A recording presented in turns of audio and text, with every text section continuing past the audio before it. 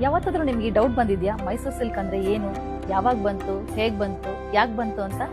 ಬನ್ನಿ ಈ ವಿಡಿಯೋ ತಿಳ್ಕೊಳ್ಳೋಣ.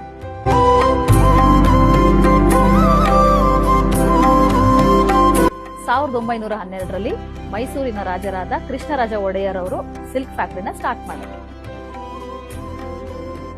ನಮ್ಮ ರಾಜ ಮನೆತನದ ಹೆಣ್ಮಕ್ಳಿಗೆ ನೇಯ್ಬೇಕು ಅಂತ ಸ್ಟಾರ್ಟ್ ಮಾಡಿದ್ರು. ಹೇಗ್ ನೇಯ್ತಾ ಇದ್ರು ಅಂತ ಗೊತ್ತಾ ನಿಮ್ಗೆ? ಅದರಲ್ಲಿ 100% ಪ್ಯೂರ್ ಸಿಲ್ಕ್ ನ ಯೂಸ್ ಮಾಡ್ತಿದ್ರು. ಮತ್ತೆ ಪ್ಯೂರ್ ಗೋಲ್ಡ್ ಮತ್ತೆ ಸಿಲ್ವರ್ ಜರಿ ಕಲಾಬತ್ ಅಂತ ಹೇಳ್ತೀವಿ ನಾವು, ಅದನ್ನ ಯೂಸ್ ಮಾಡಿ ಅದನ್ನ ನೇಯ್ತಾ ಇದ್ರು.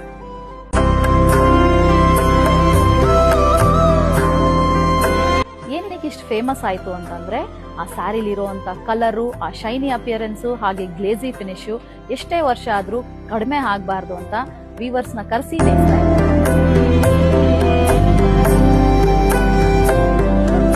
ಅದಕ್ಕಾಗಿನೇ ರಾಯಲ್ ಫ್ಯಾಮಿಲಿಯಿಂದ ಬಂದಿದ್ದಕ್ಕೋಸ್ಕರ ಇದಕ್ಕೆ ಹೆಸರು ರಾಯಲ್ ಮೈಸೂರು ಸಿಲ್ಕ್ ಅಂತ ಹೇಳ್ತೀವಿ. ಮೈಸೂರು ಸಂಸ್ಥಾನದಿಂದ ನಮ್ಮ ರಾಜ್ಯಕ್ಕೆ ಫೇಮಸ್ ಆಯ್ತು, ರಾಜ್ಯದಿಂದ ಹೊರ ರಾಜ್ಯಗಳಿಗೂ ಫೇಮಸ್ ಆಯ್ತು.